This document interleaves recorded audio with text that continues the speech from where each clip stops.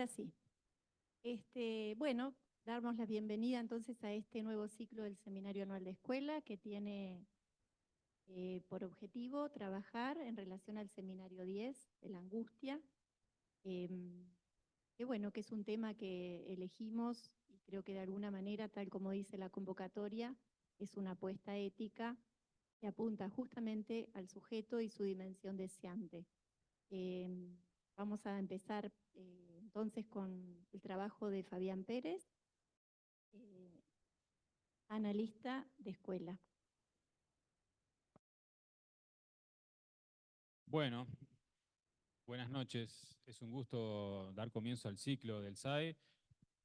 Creo que ya es la segunda vez, Enrique, ¿no?, que nos toca estar juntos dando comienzo al ciclo. Así que bueno, con mi amigo Enrique entonces vamos a darle comienzo al ciclo y vamos a ver si podemos, al menos con las preguntas que elegí para hoy, poder relanzar un poco la lectura de este seminario, que aparenta sencillo, tiene un título muy como amigable, pero tiene su complejidad. ¿Por qué trabajar el seminario La Angustia? Lo tienen bien planteado en la argumentación que se hizo a propósito de este seminario, que como saben, para que sea un seminario, debemos darle al argumento algún lugar. Y es en ese lugar que opera algo de lo que trata este seminario. ¿Podemos hablar de la angustia? ¿Podemos hablar de la angustia y no poner en escena un enigma? Un enigma importante para el sujeto. El sujeto que llamamos hipotético, que se constituye en dialéctica con el otro, con mayúscula, en el lugar del otro, marcando y marcado por el significante, único sujeto que tiene acceso a nuestra experiencia. Este enigma, que en este seminario anual lo veremos aparecer en diferentes sesgos singulares, ya introduce el punto de cita que Lacan nos hace observar desde la primera clase de su seminario. Empieza promoviendo poder hablar de la angustia. Nos dice, les hablaré de la angustia. Y por aquí pasa el sesgo que yo pienso darle a esta lectura de este seminario. Si la angustia no es sin objeto, como señala Lacan, al promover hablar de la angustia, la pregunta es por el acceso a ese objeto, que no se accede por igual vía que otros objetos. Manejo como hipótesis, para pensar, que solo hablando se desliza ese objeto, privilegiando en esta investigación. Al decir de Lacan, juego con las palabras para designar cosas, decir bajo una forma velada. El objeto en cuestión aparece en el acto fallido, en la función de la falta, en el juego de palabras, por donde pasa el malentendido que es radical para nuestro campo. No fallar a la falta sería, en esta idea preliminar, la posición ética a sostener. No es menor que Lacan utiliza las apologías para poner en escena el objeto de que se trata, para encontrar soporte de esa falta, no una analogía poetizada o la metáfora como soporte que colma la falta. ¿Es simbolizable este objeto? Hay en esta posibilidad una calma, una canción, como lo va a ubicar Lacan, que tranquiliza a los niños, desembaraza. Pero esta canción, siguiendo la ironía de Lacan, pero esta canción desconoce la privación real, que Lacan trabaja en seminarios anteriores y que es fundamental para nuestro campo. Simbolizar el objeto, ubicarlo con relación al símbolo, produciría un sujeto del signo y no un sujeto a la cadena significante. Vean ahí aparecer a la semiología como la responsable de este sujeto. No es menor que aún en la academia se enseñe a mirar más que a escuchar. El ojo hace un recorte diferente del que hace la oreja. Y en esto se basa todo el asunto.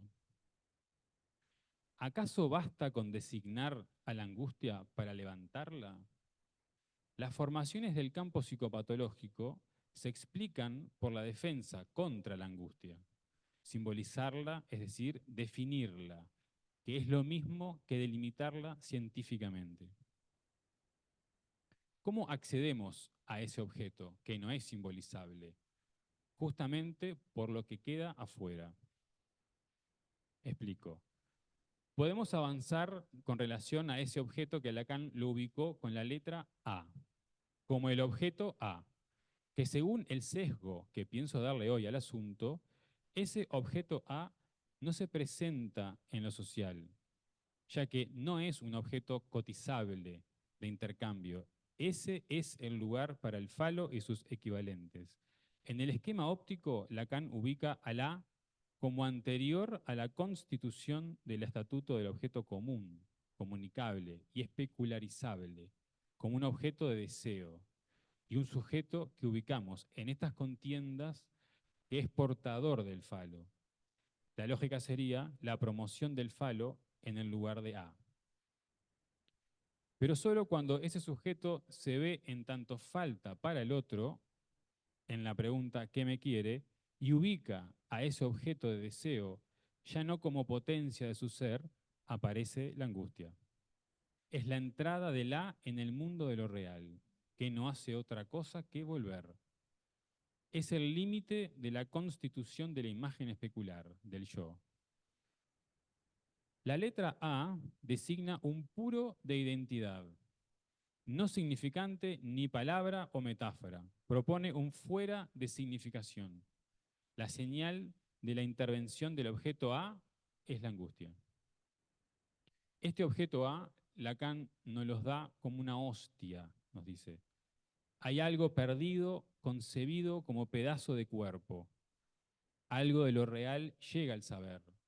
Aquello de lo que hablamos es lo real. Dicho de otra manera, la angustia como señal de un corte que concierne a la como tal, en tanto que aparece como debemos vernosla en el manejo de la transferencia. Hablar de la angustia, entonces, hablar de eso que el sujeto entiende como motor de su malestar, que no es otra cosa que no poder dejar de ser aquello que lo aliena, en tanto él es tomado como objeto de lo que desea. Algo pasa al nivel de la transferencia. Algo se juega en la transferencia y conforma el discurso, en lugar de la gente, también con una A, desde donde se pronuncia el objeto del sujeto, pero pasa por la escena. El A no está sobre la escena, no es especularizable, pero demanda subir a ella para instruir un discurso. La escena o la coordinación del objeto con su falta, donde el sujeto se constituye en el lugar del otro, sube a escena el A como resto, como caída de esa pretensión de saber. Se desliza el A y la función del analista como espacio del campo del objeto parcial, como asiento del A de lo intolerable. Acá pienso que la regla fundamental tiene mucho para enseñarnos aún, en el sentido de que hay algo que se le pide al analizante en ese tiempo, analizante, de que diga, de que algo juegue en ese decir, y que no piense, que diga. Esta aparición, más que entrada de la, sostenida por la función analista, desentierra un deseo. Aparece el objeto que lo causa. Es el analista el que introduce la función del corte, por ejemplo, en la interpretación, al tiempo que se instituye la transferencia. La apología de las hormigas, que creo que está en la tapa del tomo de Miller, ¿no? De Paidós, creo que sí. La apología de las, que de Escher, ¿no? Creo que es un cuadro. La apología de las hormigas que se pasean por la superficie de la banda de Moebius sirve para indicar lo que le falta para advertir que ha pasado al revés. Es algo faltante. ¿Será que descubriendo la piecita faltante, el A, en este caso, es que la cuestión queda resuelta? La verdad, no, ya que esa pieza faltante constituye toda la realidad del mundo por el que se pasea el insecto. Es lo que leo como el lugar del discurso, la relación con A, mayúscula, que confluye en un vicio de estructura. Créanme que esta palabra vicio de estructura me tomó por sorpresa y la fui a buscar en las otras traducciones por si era un tema y no, aparecen todas. Entonces vale la pena tomarla en cuenta. Entonces leo otra vez. Es lo que leo como un lugar del discurso, la relación con A, que confluye en un vicio de estructura, que estaría dada no por configuraciones ontológicas, la estructura, ni significables, sino que surge que hay significante que no podría ser significado. Punto, falta de significante. Es el título de la clase 10, en la cual me basé básicamente para hacer este trabajo. Este vicio de estructura lo entiendo como el modo de traducir la falta original, dada en la relación con A, y en cómo esa falta original se inscribe en el ser, en el mundo del sujeto de quien nos ocupamos, que no es otro que el sujeto del decir. La estructura, ya no subjetiva, ya no clínica, estaría dada por la posición del sujeto por relación a A y la constitución de su deseo, que sería perverso, psicótico o neurótico. La angustia es señal de un corte que concierne al A como tal, en tanto que aparece que debemos vernosla en el manejo de la transferencia.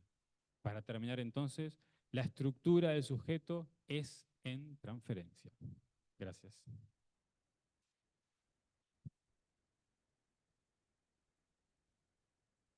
Bueno, muchas gracias, Fabián. Ahora le damos la palabra a Enrique Ratín, a E y a ME de la escuela. Bueno, buenas noches. Gracias por estar presentes hoy acá. Bueno, mi compañero Fabián ya tuvo la regla de 10 minutos. Cortito. Bueno, yo soy larguero, les aviso. Como me baña el significante seminario, me cuestan los 10 minutos. Voy a leerles algunas hojitas. La aparición de la angustia y la ansiedad como términos técnicos en lo que conocemos en nuestra clínica es relativamente reciente y se remonta a finales del siglo XIX y durante el siglo XX esas definiciones fueron evolucionando. La angustia, la palabra angustia deriva del latín, angustia, que designa un pasaje estrecho o la estrechez de tiempo o espíritu, lo pueden encontrar así, o un malestar, una opresión, una ansiedad física o moral. También puede designar el componente somático del sentimiento de una sensación física, pero en realidad la angustia aparece como un fenómeno universal, propio del ser humano. Angustia existencial, angustia metafísica, pero en el lenguaje clínico contemporáneo se utiliza más como ansiedad mórbida, llamada personalidad ansiosa por corrientes biológicas y cognitivas, no nos interesa. La angustia, leída como ansiedad, a nosotros los analistas nos interesa. En cambio, el término angustia sí lo encontramos en el psicoanálisis y en la filosofía. En alemán, el término es Angst, que se refiere más bien a la angustia, pero también tiene una connotación de miedo, eso lo decía Freud. Freud introdujo un término para hablar de la angustia y le llamó Realangst, que era la angustia de realidad. Saben que Freud tenía dos, en alemán hay Realität, ¿verdad? Es una, y la otra es Wirklichkeit. Una es la Realität, la realidad del pensamiento, la otra es la realidad real. Esta angustia de la realidad, real angst, permitió definir una angustia ante un peligro externo que constituye una amenaza real para diferenciarla, según Freud, de la angustia en un sentido más clínico. Nosotros sabemos en la clínica que podemos distinguir tres tipos de registros, ¿no? Que a su vez se superponen y se relacionan entre sí en la angustia, que son la parte física, mental, y también lo que algunos llaman lo conductual, pero a mí me gusta decir del acto. Es decir, la angustia tiene que ver con algo físico, con algo mental, y sobre todo con el acto, que se hace o no se hace. La neurosis de angustia, permítame que le haga un poco de historia en relación a esto, porque Lacan lo hace en su seminario. La aisló por primera vez Freud en 1895, en un título largo sobre la justificación de separar la neurastenia, un determinado síndrome, en calidad de neurosis de angustia, así le llamó Freud. Y ahí habló de las neurosis actuales y la psiconeurosis, o la llamó de defensa, y también la llamó neuropsicosis. La angustia en ese momento de la obra de Freud estaba causada por una transformación automática de la libido que no se articulaba al representante psíquico. Es decir, era una excitación acumulada, libido, que se convertía directamente en angustia. Así Freud construyó su primera sistematización de la neurosis según el modo en que un sujeto se comporta en relación con sus afectos, en un entrelazado de los conceptos de afecto, pulsión y angustia. Afecto, pulsión y angustia. Así leía las neurosis. En 1894 le escribe a su amigo Fliess, lo cito a Freud: tengo ahora una visión de conjunto y una concepción general de las neurosis.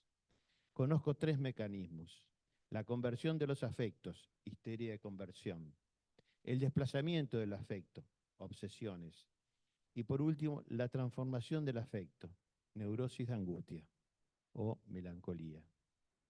Después Freud va a diferenciar la angustia del duelo. Como ven, para Freud, la pulsión sexual se manifiesta por medio de un afecto, la angustia que transforma de tres maneras: en un síntoma histérico, una parálisis, por ejemplo, vivido sin angustia, o se desplaza sobre un objeto, que es un temor obsesivo, por ejemplo, a la muerte, o hacia un ser querido, o convirtiéndose en una reacción corporal inmediata y catastrófica, según Freud, neurosis de angustia o crisis de angustia. Es decir, que propone en primer lugar a la angustia como un afecto entre sensación y sentimiento, una reacción a una pérdida, a una separación, y la califica de originaria, lo que sería producido por el estado del desamparo psíquico del lactante separado de la madre, que satisfacía todas sus necesidades sin demoras.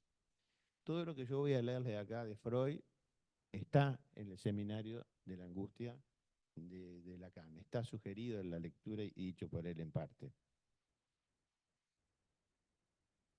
En cambio, en 1926, en Inhibición, Síntoma y Angustia, dice que es la reacción señal ante la pérdida de un objeto.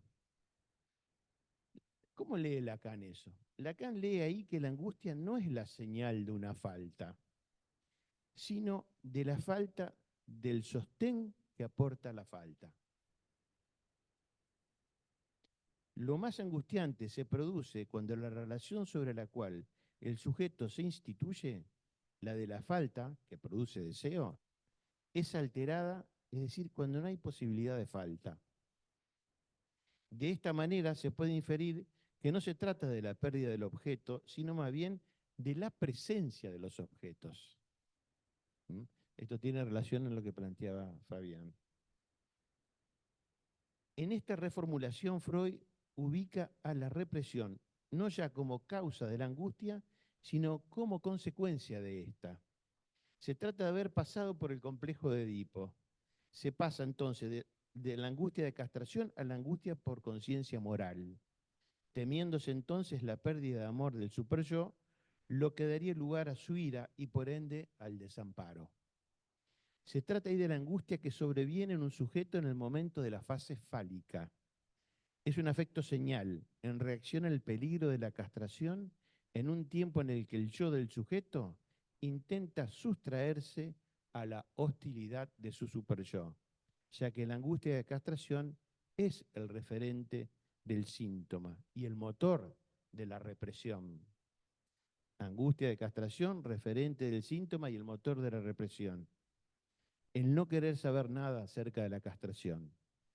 Entonces los síntomas hablan de ese saber no sabido. Como ven, para Freud la irrupción de la angustia en un sujeto es siempre articulable a una pérdida de un objeto fuertemente investido.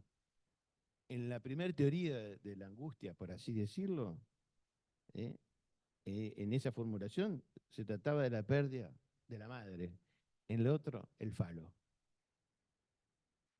Es también en ese texto cuando establece claramente, inhibición, síntoma de angustia, la diferenciación entre angustia señal y angustia traumática.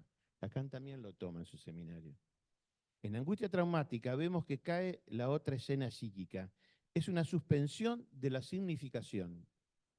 Suspensión de la articulación S1, S2 de la cadena. Una suspensión del orden del sentido. En términos de Freud, diríamos que hay una invasión económica. En términos de Lacan, una intrusión de goce. Es decir, que el sueño traumático es la irrupción de lo real, que da cuenta de la caída de la realidad psíquica, y en la angustia traumática se produce también una desligadura del deseo y la pulsión. Hay una desestabilización de la relación del sujeto con el objeto e implica la irrupción pulsional que perfora la barrera antiestímulo que es la cadena de significantes puestas al servicio del principio del placer. La angustia traumática es en definitiva la irrupción de la pulsión de muerte no ligada al deseo, y eso es irrupción de goce. Es quedar a merced como objeto causa del deseo del gran otro. La angustia traumática implica la caída del objeto de su lugar de tapón de la castración del gran otro. El objeto deja de estar velado. Para un sujeto, luego de una experiencia traumática, lo que aparece como aquello que se repite de manera incesante en el terrible recuerdo o en la pesadilla diaria, es algo que no cesa de no realizarse, no cesa de no escribirse en la realidad de la vida del sujeto, volviendo una y otra vez como el agujero de lo real imposible de localizar en la realidad. En conclusión, la experiencia traumática gira alrededor de un real que no cesa de no escribirse. Por su parte, la angustia señal sostiene la otra escena y es la respuesta del yo a la amenaza de una situación traumática, amenaza que constituye una situación de peligro. Esta última es la situación de desvalimiento, discernida, recordada, esperada. El yo que ha vivenciado pasivamente el trauma repite ahora de manera activa una reproducción de este. Angustia como señal que amenaza la repetición del instante traumático. Si la angustia señal se articula con la formación de síntomas, se logra entonces sí cancelar la situación de peligro. Y retengan esto porque es fundamental en nuestra clínica. La formación de síntomas evita el desarrollo de angustia e implica un tratamiento de la angustia. La angustia, dice Lacan, es una señal en el yo para el sujeto de una inminencia de quedar en estado de desamparo, a merced del gran otro, y genera un estado de expectativa. La angustia es entonces, por una parte, expectativa del trauma y por la otra, una repetición amenguada de él. Freud se pregunta, dice Lacan, sobre la diferencia entre angustia y duelo. Se remite a la experiencia del lactante, quien al divisar a una persona extraña desencadena respuestas de angustia y de dolor. Esto ocurre porque para él la ausencia de objeto es una pérdida de objeto. ¿Por qué? Porque no ha podido diferenciar aún entre una ausencia temporaria y una pérdida duradera. Gracias a los juegos de presencia-ausencia, Fordá, se crea la madre como objeto psíquico, diferenciándose así la ausencia del objeto con la pérdida del objeto. La diferencia fundamental entre duelo y angustia, concluye Freud, consiste en que la angustia tiene lugar frente al peligro de la pérdida de un objeto, mientras que el duelo ocurre frente a la pérdida de un objeto. De allí que diga que el afecto específico del duelo sea el dolor. En el seminario, Lacan representa, este seminario representa, y lo hablo muy bien del objeto A, Fabián, un hito en su enseñanza. Ahí aparece lo que él consideró como su único invento, el objeto pequeño A. El momento histórico en el que tiene lugar este seminario es un punto límite, a mi entender, y de separación a la propuesta del retorno a Freud, que había hecho en todos los seminarios anteriores, dado que introducir al objeto pequeño A es también ubicar la angustia en torno a otro objeto que no sea solamente el falo imaginario. Es decir, que la invención del objeto A le permite una lectura más allá de Freud, pero con Freud. En esta dirección es que podemos entender que luego de la única clase del seminario, Los nombres del padre, en el seminario siguiente, en los 4 conceptos, Lacan llegó a decir, lo cito, el inconsciente freudiano y el nuestro. Lacan manifiesta que la angustia no es sin objeto, que es precisamente el objeto A al que el texto freudiano hace alusión. Cito a Lacan. Cuando Freud habla del objeto a propósito de la angustia, se trata siempre de este objeto pequeño A, cuyas características constituyentes tan solo hemos esbozado y que estamos poniendo en el centro de la actualidad. Fin de la cita de Lacan.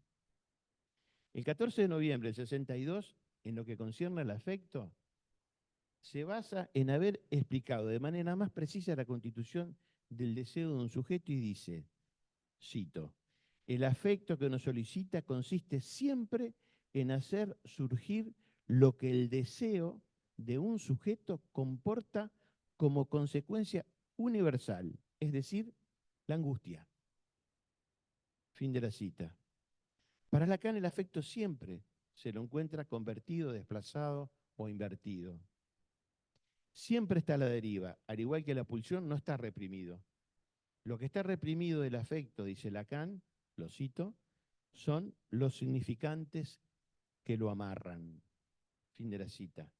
Entonces, para él el afecto siempre está ligado a lo que nos constituye como sujetos deseantes, en nuestra relación con el otro pequeño, nuestro semejante, y con el gran otro, como lugar del significante, por lo tanto, de la representación, así como con el objeto causa de nuestro deseo, el objeto pequeño A. Para Lacan en este seminario, la angustia no se trata de la manifestación de un peligro interno o externo, sino poder ubicar la angustia en su posición estructural y sus elementos significantes. Es lo que captura a un sujeto en una vacilación, cuando se ve confrontado con el deseo del gran otro. La angustia es siempre lo que nos deja dependiendo del gran otro, sin palabra alguna, fuera de simbolización. Recuerden que en el seminario RCI, así también en el SINTOM, cuando ubica a los 3 de Freud, inhibición, síntoma y angustia, en sus 3 del nuevo Romeo. Ubica estos 3 de Freud en sus 3. La angustia, ahí dice, es real y surge de lo real. Y ella es por su inserción en lo imaginario. Así la angustia se caracteriza entonces porque no engaña, es el presentimiento, lo que está fuera de duda. No es la duda, sino la causa de la duda. Entonces, si bien para Freud la angustia es causada por una falta de objeto, por una separación de la madre o del falo, para Lacan la angustia no está ligada a una falta de objeto. Ella, repito, no es sin objeto. Es la relación estrecha que la liga con el falo o sus equivalentes. Lo dijo recién Fabián. Escuchen cómo lo dice el 5 de diciembre del 62. No la pérdida del objeto, sino la presencia, los objetos que no faltan. Fin de la cita.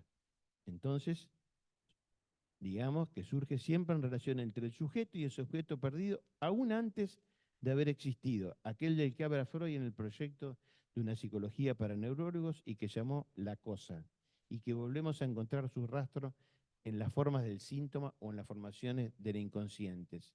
Entonces, si se trata de la castración simbólica, tal como Freud la afirmaba, para Lacan, a la angustia la podemos pensar como lo subjetivo de la búsqueda de ese objeto perdido.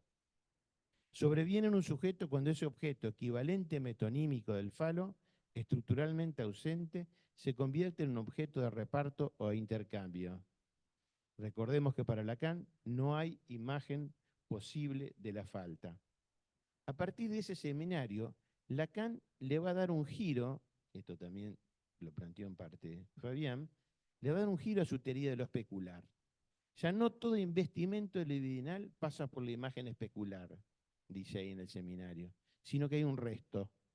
El falo aparece como un blanco, como un menos, como una falta, menos phi en el espejo. El falo como reserva operatoria queda cortado de la imagen del cuerpo. Y por otro lado, el objeto pequeño a, puro real, corresponde al autorotismo anterior al surgimiento de la imagen y es soporte del deseo en el fantasma. El ramo de flores como objeto A no aparece más en el campo del gran otro, en el espejo, sino que en la imagen hay un blanco, menos phi. Desde el I' o el I de A se sostiene el mundo de los objetos que se constituyen a partir de la imagen yoica. De lo especular entonces resulta el principio del mundo visible. Esto justamente es lo que se perturba cuando en el campo de lo visual aparece lo no especularizable que es el objeto A. Y así entonces se produce la angustia. Ello permite plantear que aparecen los rasgos de cada objeto. Entre los objetos ustedes saben que no hay homogeneidad. La demanda al otro, con mayúscula, define el objeto oral. En cambio, el objeto anal surge de la demanda del otro con mayúscula. Es decir, que tanto el objeto invocante como el escópico, por ejemplo, se articulan, como lo plantea Freud, por la falta que es fálica, y es ahí donde el sujeto se produce. Así llega a plantear en noviembre del 62, en este seminario, que la angustia se constituye, lo cito, cuando algo no importa qué, viene a aparecer en el lugar que ocupa el objeto causa del deseo y que de él se trata en todo lugar en el que Freud habla del objeto en relación con la angustia. Fin de la cita. Esto, a mi juicio, quiere decir que ese objeto faltante está concretamente concernido en la angustia. Lacan lo califica en su seminario tanto de soporte como causa del deseo y lo denomina objeto A, el objeto sin el cual no hay angustia. Sin el cual no hay angustia.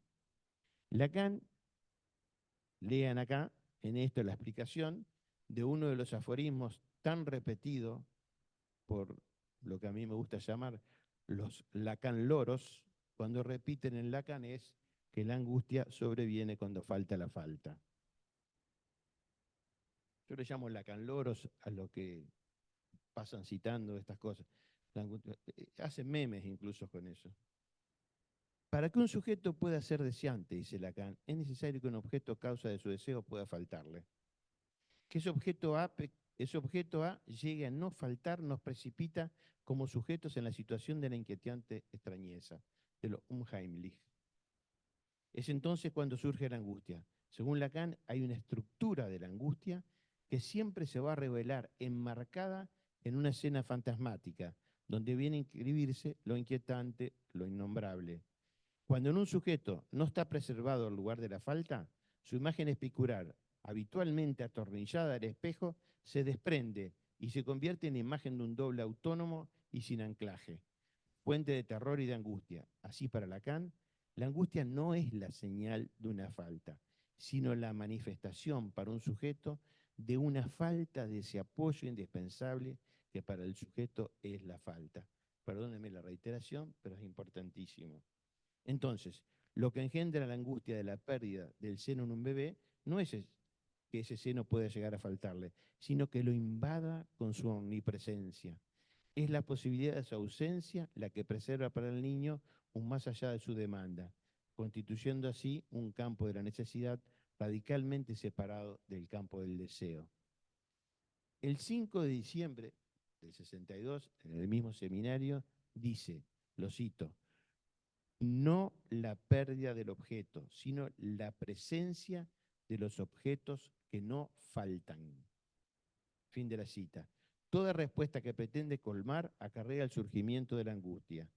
Para entender eso tenemos que recordar que Lacan da cuenta de la angustia usando tres referencias: al goce, a la demanda y al deseo, en las que la dimensión de la relación con el gran otro es absoluta. Por último, me quedan unas paginitas, voy a hablar de el término que usó Freud en lengua alemana, que fue, lo voy a decir mal, como siempre, Hilflosigkeit, desamparo, para especificar el estado del recién nacido. En esa palabra se encuentra el sufijo keit, que expresa un estado, que es el de ser hiflos, que significa privado de ayuda, sin recurso. Esa es la alteridad esencial del sujeto, que es una de las cualidades del inconsciente y tiene su origen en la dependencia del otro. Demanda una acción adecuada por parte del adulto a que ponga fin a ese estado.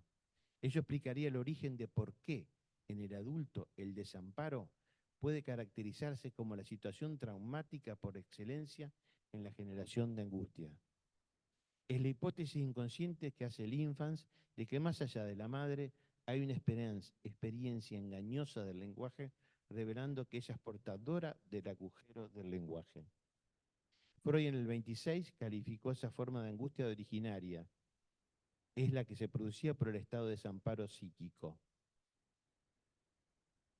Pero Freud en 1926, y Lacan también lo toma en el seminario, habló también de la angustia como señal.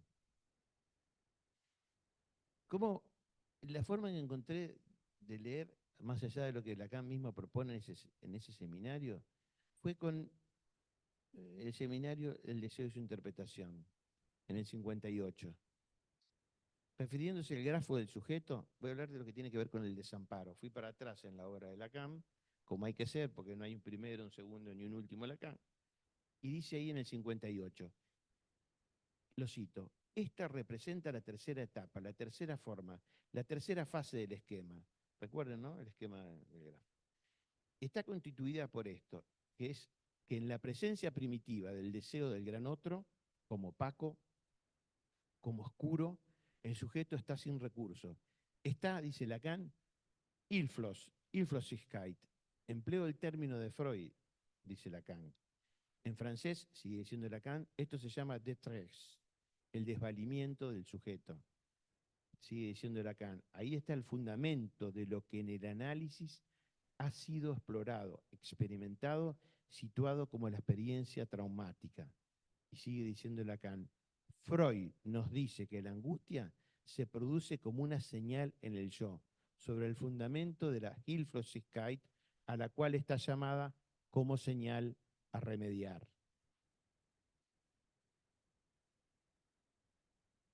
Pero para Lacan, ese desamparo, ese desvalimiento psíquico, señalado por Freud, no atañe a una perturbación económica, ni siquiera una cuestión de premaduración biológica, sino el encuentro con el deseo del gran otro.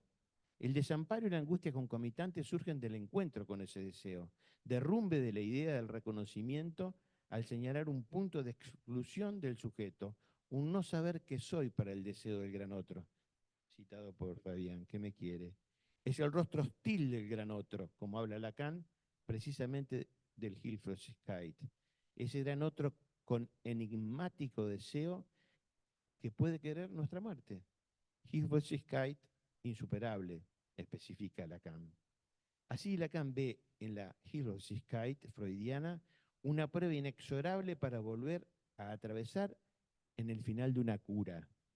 La realidad de la condición humana no es otra, dice allí, que la angustia en donde el hombre descubre que no tiene que esperar la ayuda de nadie. Para el analista es ético que la angustia, y esto es muy clínico, para el analista es ético que la angustia oriente un análisis como uno de los nombres del padre, la angustia, y es ético no permitir que esa angustia paralice al analizante, ya que ello impediría justamente conocer lo que la determinaba a la angustia desde el inconsciente. Eso es importante. Se trabaja con y a partir de la angustia, pero sin permitir éticamente que esa angustia invada al sujeto porque lo paraliza y no puede encontrar las determinaciones inconscientes que tienen que ver con ella. Recordemos el fin del análisis para Lacan con los tres de Freud: inhibición, síntoma y angustia. ¿Cuál eligió Lacan en su seminario? Les symptômes. Está claro, ¿no? No eligió la inhibición, no eligió la angustia, eligió el síntoma. En el seminario Linsú dice lo siguiente, lo cito: tomar distancia del síntoma, es decir, la transformación del síntoma en síntoma. Una cuarta cuerda que la escribe con la letra sigma, una especie de simbólico duplicado. Es parte de la dirección de la cura poder lograr que la inhibición se sintomatice y que la angustia favorezca la formación de síntomas. Identificación al síntoma al final de un análisis es pasar de síntoma a síntoma. La identificación al síntoma como punto fin de análisis es el alejamiento de la inhibición, el alejamiento de la angustia y del síntoma como soportes del padre. Alejamiento de la inhibición, del síntoma y de la angustia como nombres del padre, que desfallece, pero sirviéndose de él. Es el atravesamiento fantasmático. Así el síntoma es un anudamiento de otra manera que nos aleja del sufrimiento que nos fijaba a un goce destructor al poder pasar a un poder hacer con ese goce. A partir del seminario de la ética del psicoanálisis, el proceso de un análisis transita por esa pendiente, ya sea por momentos de despersonalización, en los que Lacan reconoció cruzamientos, o cuando el ideal pierde fuerza al final de una cura. Sobre ese tema dice que se hace la pregunta por el fin de análisis real, y plantea dos preguntas al referirse al que se prepara para convertirse en analista. ¿No debe al final enfrentarse al que lo sufre? Enfrentarse a la realidad de la condición humana. Y eso es precisamente lo que Freud, hablando de angustia, designó como el terreno donde se produce su señal, a saber, Hilflosigkeit, angustia, donde el hombre, en esta relación consigo mismo, que es su propia muerte, no tiene que esperar la ayuda de nadie.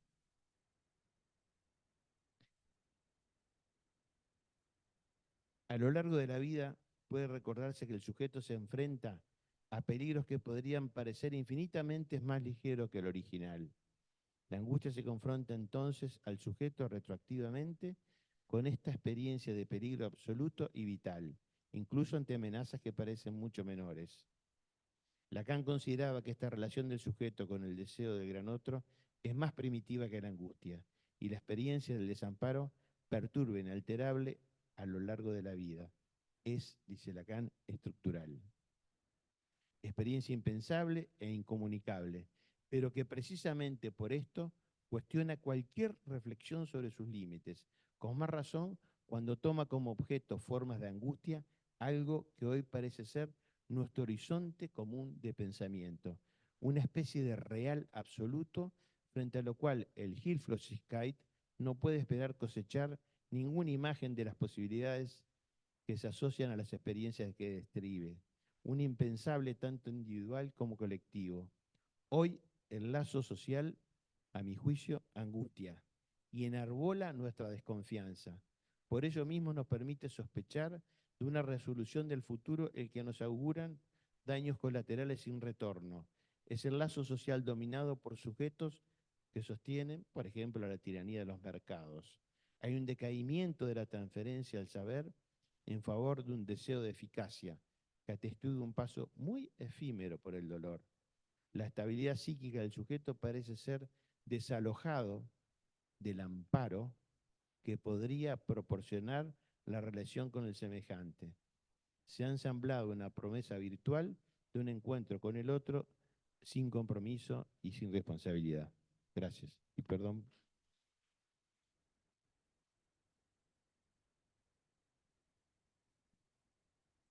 Bueno, muchas gracias, Enrique. Abrimos un espacio para preguntas y comentarios para los que están presentes y también para el Zoom.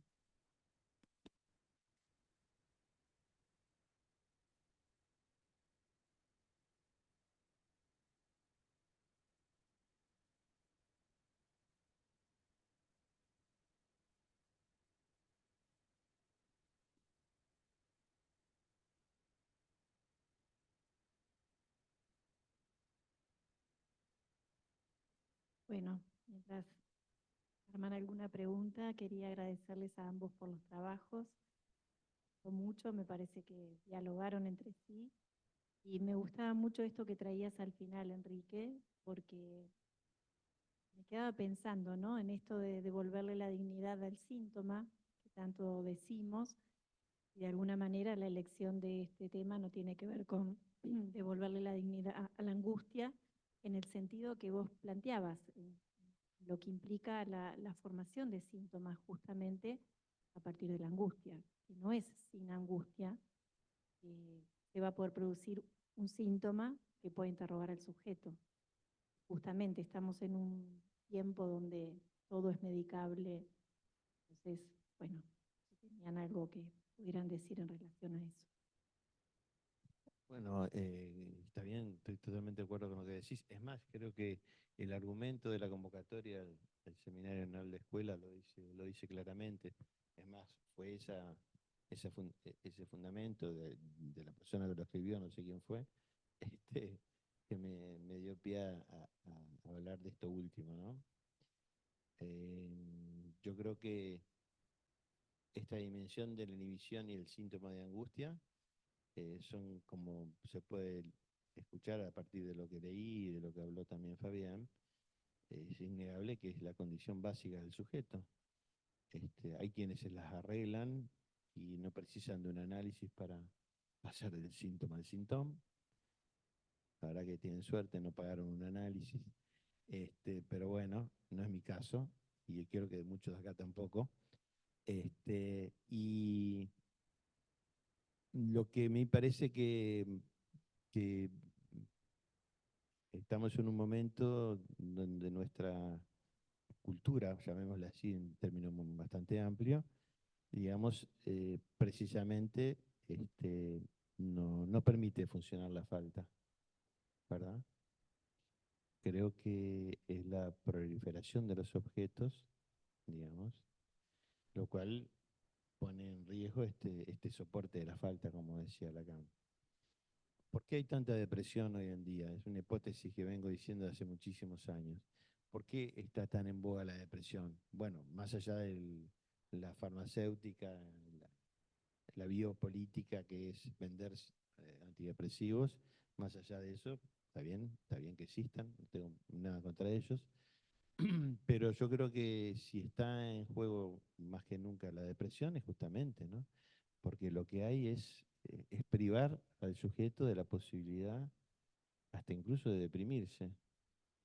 Es decir, eh, el punto de la angustia es, como dice Lacan, basándose en Freud, es originaria y es estructural. Y hay que ubicarla como tal, ¿verdad? Después viene lo que tiene que ver con inhibición, con el síntoma y qué se puede hacer con eso. Pero hay una renegación de esos tres. ¿Eh? Es decir, cualquier problema tiene la solución. Vos mirás la tele y está gordo, tiene este sistema nutricional. Está no sé qué, tiene esto. O sea, no, permanente, ¿verdad? Y bueno, eso creo que es un poco lo que me parece que asusta un poco, ¿no? Es un desamparo. Para mí es un desamparo. Que tiene que ver con esa Hilflosigkeit originaria, que es el desamparo originario, ¿no?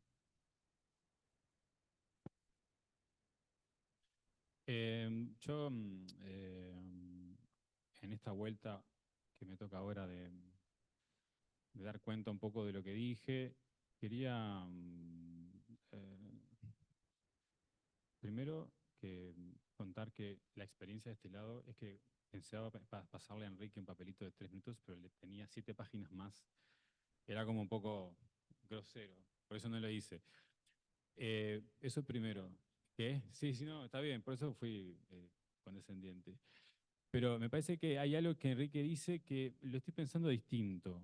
No porque piense opuesto, sino porque me parece que ahí se puede pensar de las cosas en niveles o registros. No, no hay un registro único de las cosas. Eso también Lacan se empeña en enseñarnos.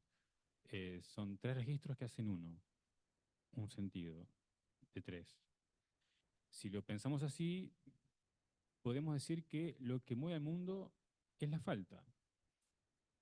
Claro, hay un ejército, hay un empoderamiento de que eso no se vea. Entiendo lo que decís de que hay ofertas constantes, incesantes, pero fracasan. La gente no adelgaza. Entonces me parece que ahí hay algo a observar. No, no, porque fue tu ejemplo. No, no, no, no. Fue tu ejemplo de que la gente no, le venden adelgazar y no adelgazan. O sea, no funciona. No funciona. ¿Lo han probado? O sea, saben que no funciona eso. Bueno, entonces, Sé que sí funciona. bueno, la excepción a la regla, viste que siempre existe igual. Pero el tema es que hay algo que también me parece que la clínica nos enseña y no deberíamos alejarnos demasiado cuando transmitimos, por la responsabilidad que tenemos al hacerlo, de que aunque el paciente venga completamente alienado en un discurso, tomado por lo que quiere saber, por lo que quiere que le den, o lo que fuere, hay algo que pasa en la escucha, no pasa en lo que dice, pasa en la escucha. Y eso es lo que yo quería señalar con él, se puede hablar de la angustia. Sí, sí, se habla, pero se pasa algo que no es hablar de la angustia, porque ahí estaremos haciendo esta cuestión de taparla, de definirla, ¿no? Etcétera, darle color. Pero creo que hay algo que tenemos que estar advertidos de que algo pasa de eso y se escucha. Después está en nosotros como analistas que política tomemos de eso. Creo que también la convocatoria dice que la política es el inconsciente y creo que ese es el punto central también de esta convocatoria. De acuerdo, y además cuando habla de la angustia y pasa, y como decís vos bien en transferencia, es el punto del pasaje de que la angustia pueda sintomatizarse. Y si se sintomatiza, eh, se puede hacer, ahí uno puede encontrar las determinantes inconscientes de esa angustia. ¿Mm? Es así.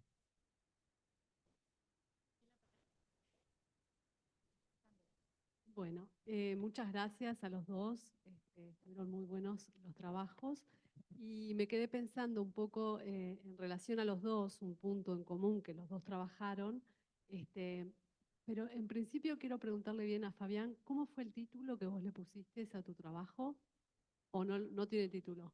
Ah, ah, entendí mal entonces. ¿Cómo?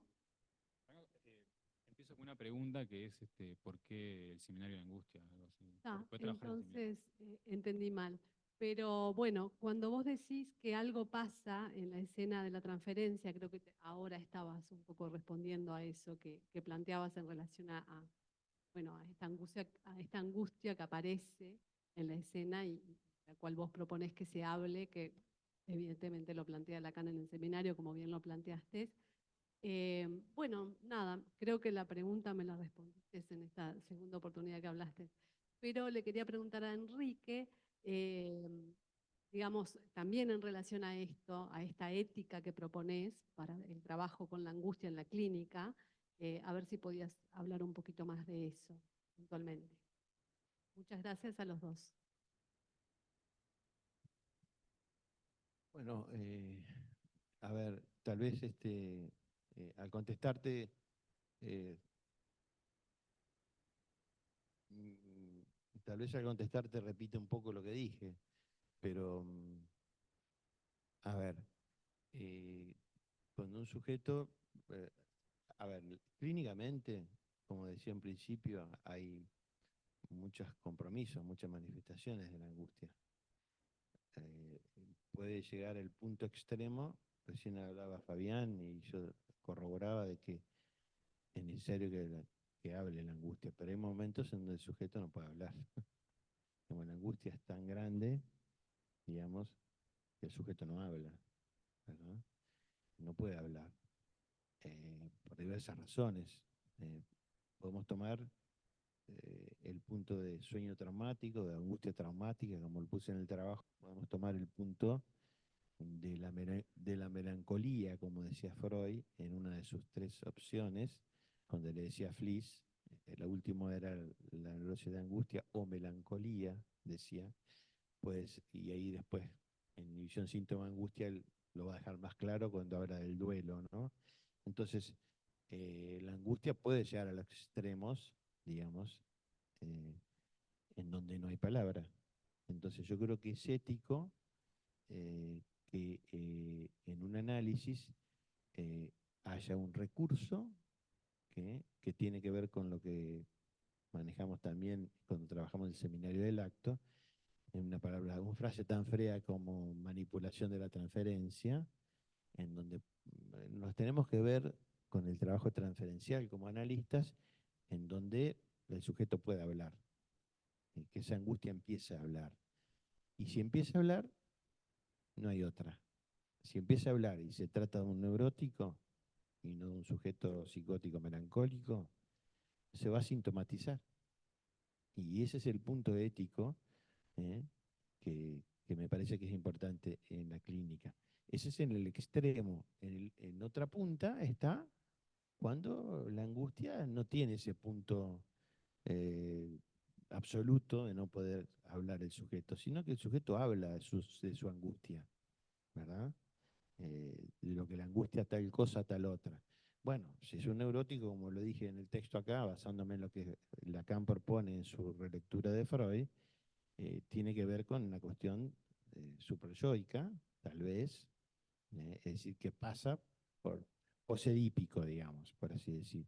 Y ahí entrará a sintomatizarse y entrarán a aparecer los puntos de la historia del sujeto en donde ese par S1, S2 queda como fijado, digamos, pierde el sentido y ahí aparece la angustia, digamos.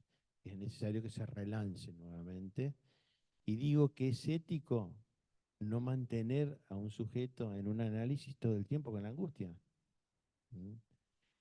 No es decirle, por favor, no se angustie más, no, no es una cuestión super yoica de reduplicada, sino que es, bueno, manejate como analista y utilizar los recursos de que puedas en el pedido de asociaciones, en el manejo del tiempo de las sesiones, en fin, en traer un punto de la historia del sujeto a poner en juego, ¿verdad?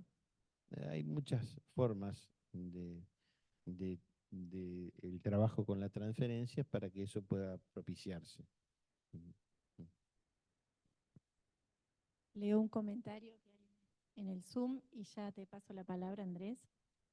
Creo que tiene un poco que ver con lo que estabas hablando ahora. Bueno, agradecen los trabajos y Paula dice, es bueno devolverle la dignidad a la angustia, pero lo que estamos viendo y pensemos qué hacer con ello es el corrimiento de la angustia por invasión de la ansiedad. Ansiedad sin objeto. La proliferación de objetos también atañe a la desaparición del objeto de la angustia. Bien, Andrés. Perdón. Bueno, buenas noches. Muchas gracias a los dos por los trabajos y por empezar a trabajar sobre la angustia. Algunas reflexiones en realidad me produjo los trabajos que leí. Primero, esta idea, digamos, ¿no? O esto que vos intentás señalar, Fabián, relaciona a cómo trabajás la cuestión del objeto, que además me parece que, digamos, que siempre es interesante escucharte hablar sobre el objeto, porque me parece que tienes una forma, está buena de transmitir. Y entonces, pero la pregunta mía venía por el lado de eso que vos llamás lo indecible. ¿no? O sea, lo indecible en relación a la angustia y el objeto ahí que aparece, ¿no? Porque un objeto aparece y esa es la presencia de la angustia. Entonces, porque, digamos, la experiencia y la experiencia del análisis es que en realidad tiene que poder hablar de eso que lo angustia, ¿no? Incluso, más aún, tiene que poder, a veces, el sujeto que está en análisis, darse cuenta de que aquello que lo enoja, por ejemplo, en realidad también lo enoja porque lo angustia. Entonces, hay ahí como un contacto con ese afecto que tiene que poder hacer para poder decir qué es lo que lo está angustiando, ¿no? Porque me parece que en ese decir de lo que lo angustia, lo que logra relanzar es su posición deseante, ¿no? Digamos, al poder decir eso, digamos, es poder decir que, digamos, es dejar caer ese todo, si se quiere, que de alguna forma espera, pero que en su encuentro no es, ¿no? Entonces, el poder hablar, bueno, dar lugar a un no todo, ¿no? Este, entonces, ¿qué es ese, digamos, ¿no? Que está ahí. Eh, es un objeto vaciado de sentido. En el seminario, ¿no? En este seminario también en una de las clases, creo que es la tercera, Lacan dice que tiene que suponer un goce al otro inicial para que hablar tenga sentido, ¿no? Y ahí es donde va a estar ese significante que después no va a poder, significante que no existe, ¿no? Porque es el significante que nombra la falta de significante. Entonces, transitado un análisis, digamos, ¿no? Ese objeto que es un objeto vaciado de sentido, digamos. Una voz por la voz en sí misma, una mirada por la mirada en sí misma, algo que... eh, porque esto también lo pensaba en relación a otra cosa que dijiste, ¿no? También, Fabián, que es el sujeto en un análisis, o al principio de un análisis, durante un tiempo, es un objeto de su objeto, ¿no? Y esa es entiendo, la posición que invertiría un análisis, ¿no? La posición de sujeto en relación. Bueno, esos eran los comentarios, tal vez un poco desordenados, pero... No, está bien, se agradecen. Igual, em, está buena la pregunta porque como siempre nos pasa cuando estamos de este lado, que no se puede decir todo y a veces en las preguntas o en los comentarios se avanza.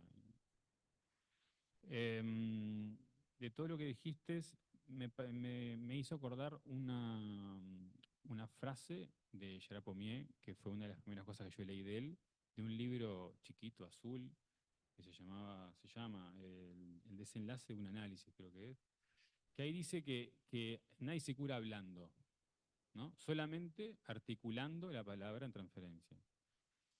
Eso, digamos, dice muchas otras cosas más, pero el punto es lo que yo leo de eso, no lo que comía. El tema es que hablar no es sin hablar, claramente. No puede ser, no puede haber una propuesta que implique que escatime eso.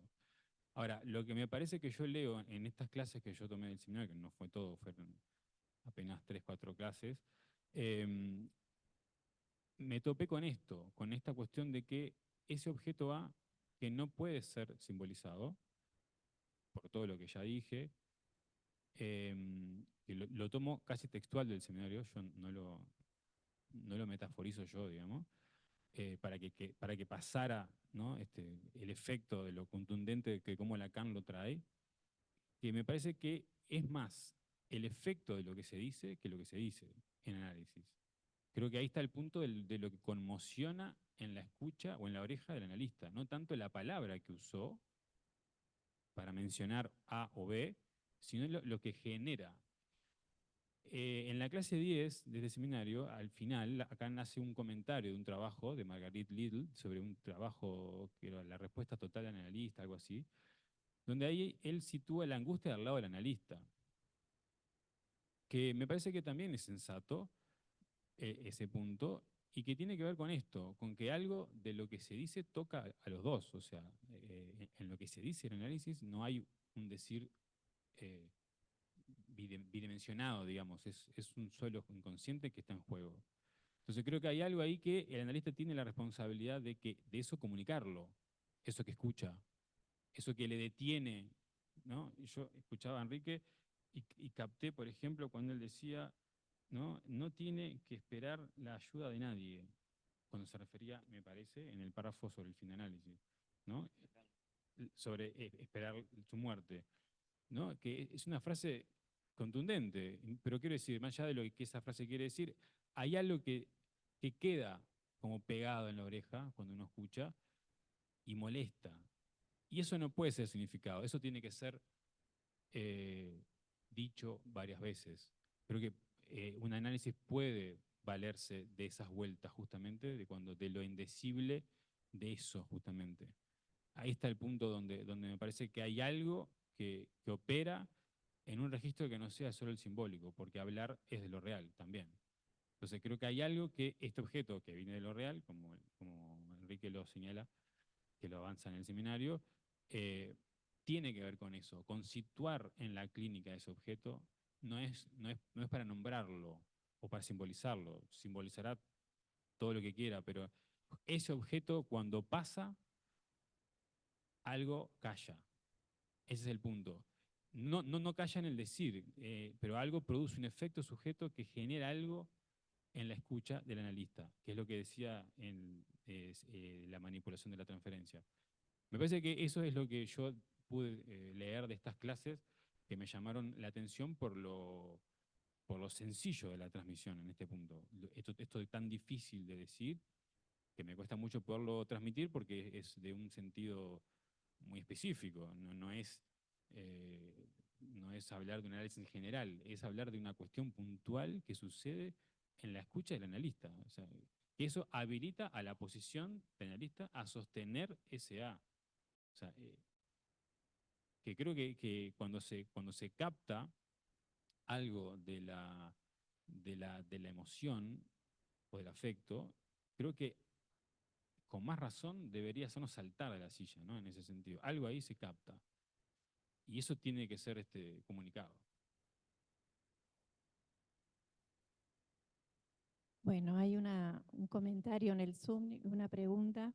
Me quedaba pensando un poco en esto, Fabián, que decías, porque lo pensaba más en relación a, bueno, la lectura que el analista hace de eso que dice el analizante, eh, que estoy de acuerdo que hay algo también del tono que se lee, ¿no? Cómo cambia el tono cuando de repente habla de determinado personaje de la novela familiar o de una amiga, un amigo, creo que eso también se lee. Y, y cuando también de alguna manera se rompe el sentido de lo que va diciendo, ¿no?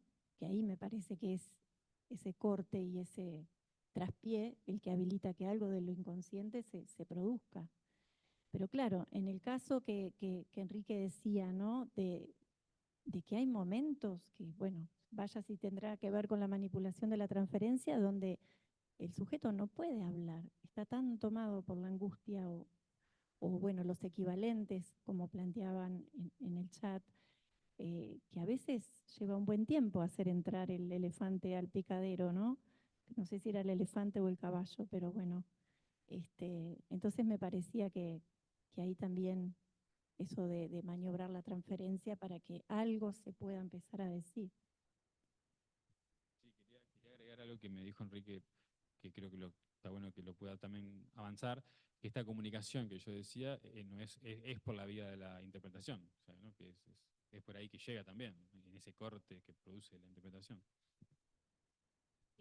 Leo algo que está acá en el chat y ya te paso, Octavio. Bueno, es una pregunta y un comentario, las dos cosas que hace Federico Mautone.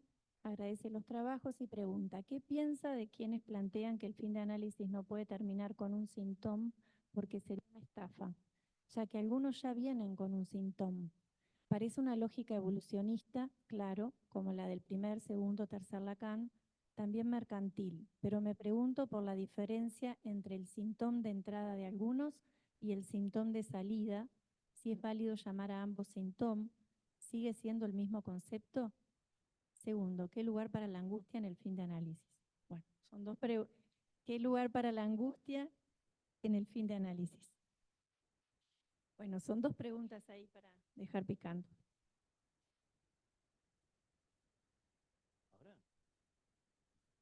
No, no sé quiénes dicen que es una estafa. No sé, ¿cómo? Sí, sí. No, pero algo que... Bueno, em,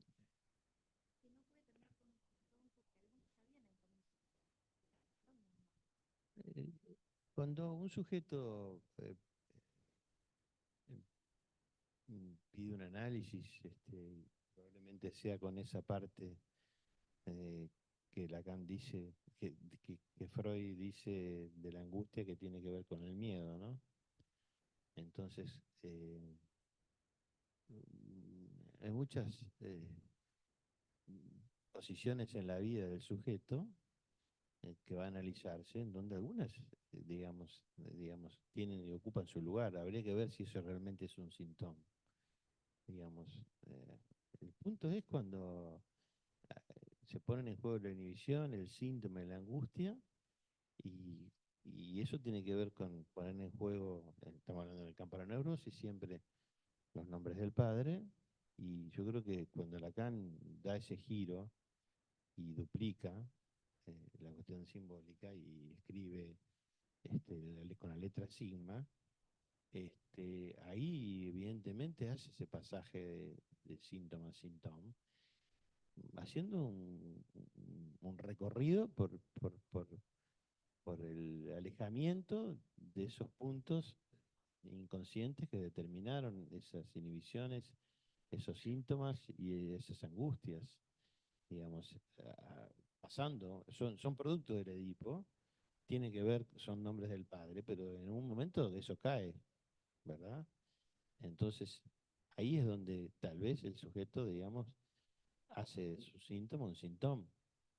Lo que pasa es que ahí la palabra síntoma, en lo que está planteada en esa pregunta, me parece que es un uso coloquial de la palabra síntoma. Claro, es un sujeto, no sé, eso, un poquito por ahí. Mm. Bueno, muchas gracias, pero hoy quedó una pregunta con lo que venían diciendo, ¿no? Se lo comentaba Caselli. Cuando Lacan acá en el seminario 10 dice, ¿cómo era la frase? No se precisa del otro para hacer eso. ¿Cómo era la frase? La frase que recortabas en relación a cómo, bueno, se puede dar un análisis y no justamente poder no esperar nada del otro. Sí, sí, la frase, como te dije exactamente, no sé dónde lo tengo, No se pero puede esperar, hacia el final no se puede esperar ayuda de nadie. Ahí está. sí, ayuda de nadie, sí. Bueno, la pregunta es simple. Acá, sí. ¿Cómo pensar eso en relación al ¿Cómo otro? pensar eso qué? ¿Cómo pensar eso en relación a lo otro, que es justamente toda la dimensión de la falta? Mm.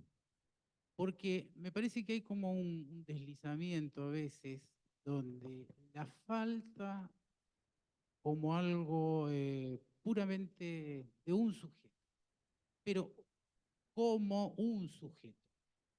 Es donde me parece, homologa demasiado el sujeto al yo, porque en realidad el sujeto nunca es un yo, ¿no? ¿De acuerdo? Ahora, eh,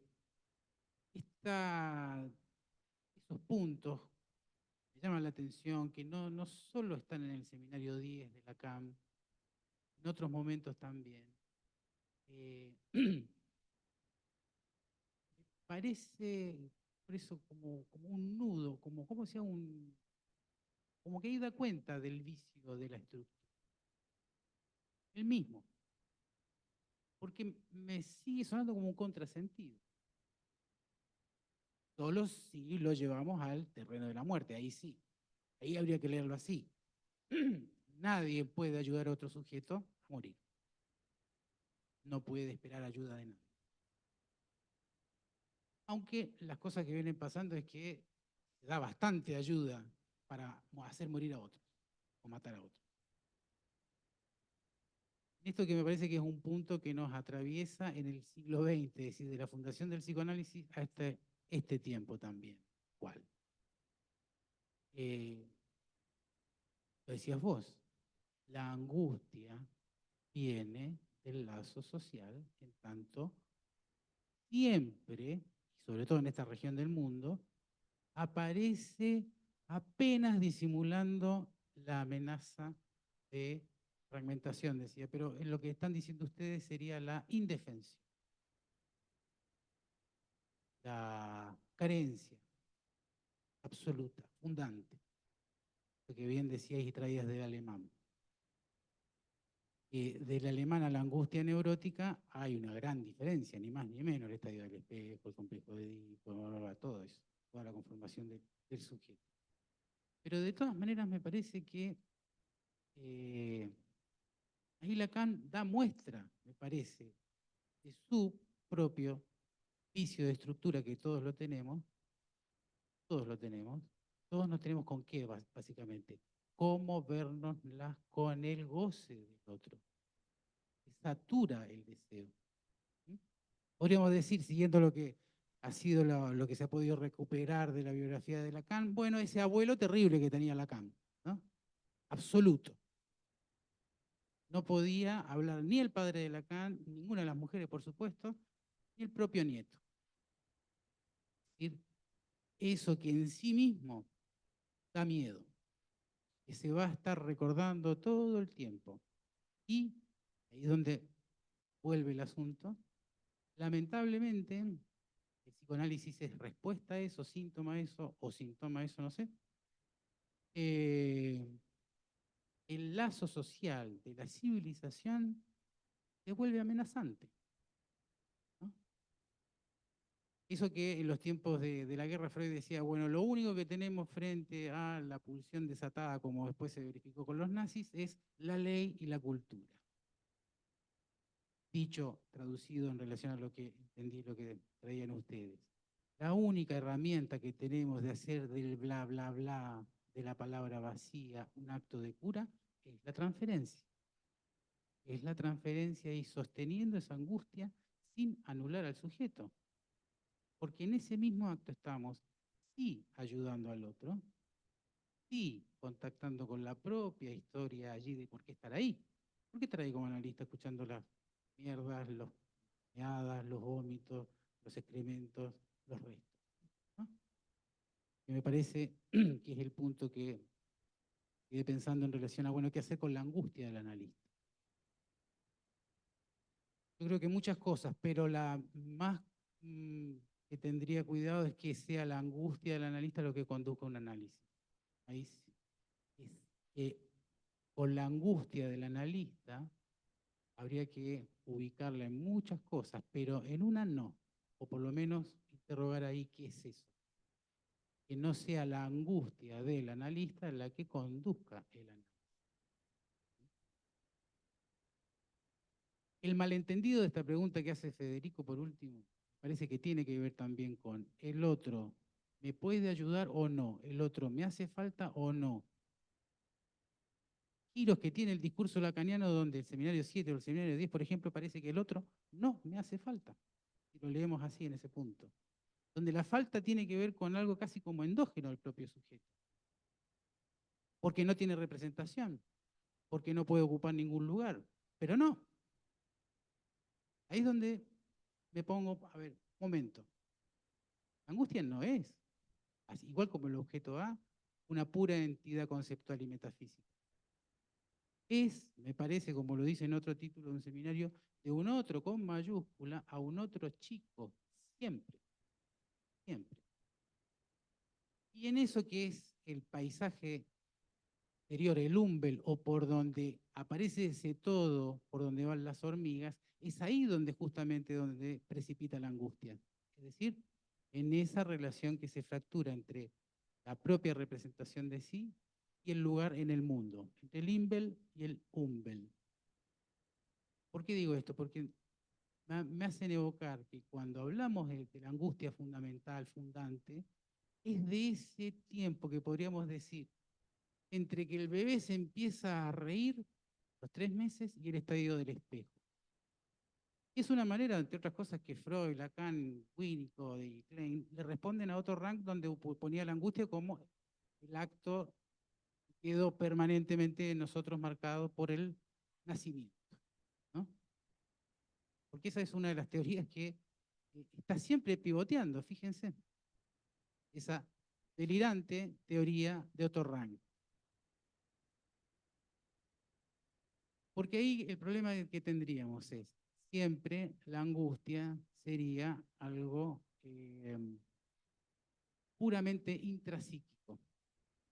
De ahí donde me parece que el giro que hace el trabajo posterior de Lacan, después del seminario 10 justamente, donde se desprende de algunas cosas. Esta, me parece. Es cierto nihilismo, que hace mucho síntoma, no síntoma, mucho síntoma con el individualismo. Y ese es un punto que me parece que hay que tener por lo menos una alerta. ¿Por qué? Porque el individualismo es el discurso del otro, sin barrar.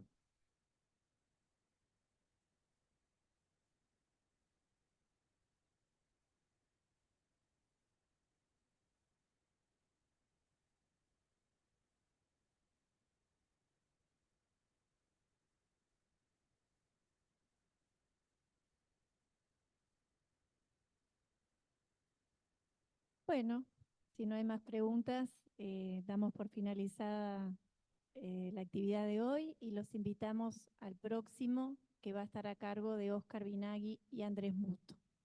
Gracias.